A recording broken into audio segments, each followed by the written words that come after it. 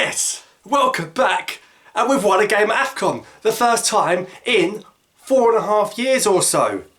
I can't believe it. What we actually won. It was actually quite fun. Usually it's nerve-wracking and your heart's beating and you're sweating.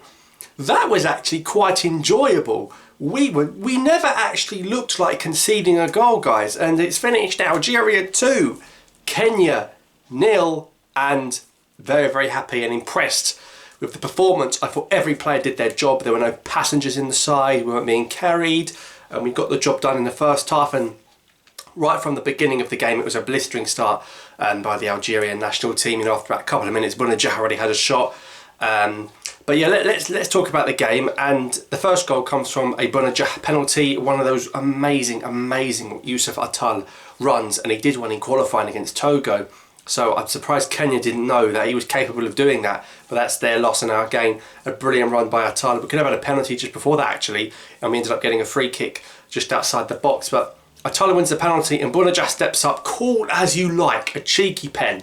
And his 8th goal in 9 games for Algeria. What a record, what a striker, and a real golden boot contender for the AFCON. And then you're thinking, settle down.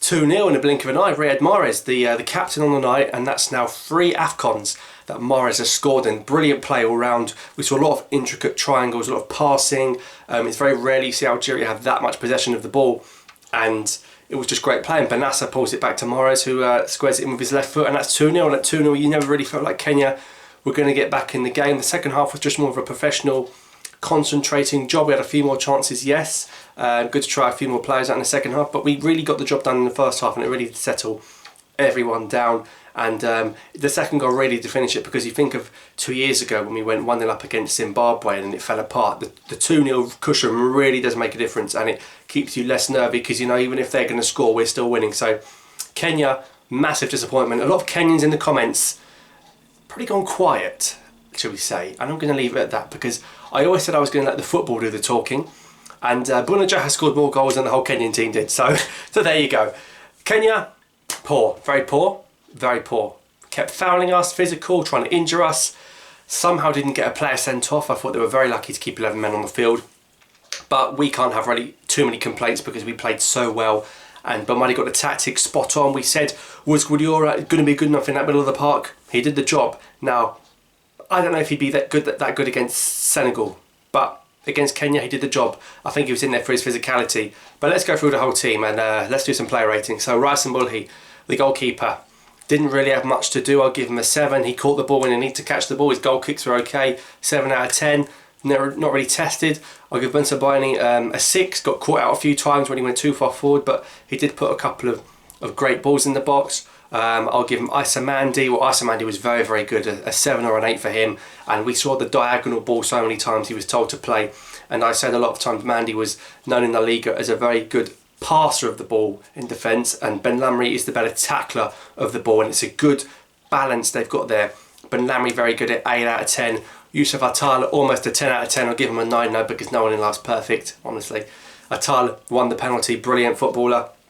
Only going to get better. His price is only going to go up with this AFCON as well. In midfield, Benassa, 8 out of 10. Got the assist. He's only going to get better as well with age. Quite a lot of young players that we know can improve in his team. Guardiola, you know, some people are telling me Guardiola did well. I think Kenya doing poor made Guardiola look good, and we saw in the second half he put a pass completely the wrong direction, and he got subbed off for Abid, who I think should be in his position. So I'm going to give Guardiola a 6. I'll give Feghouli a 7.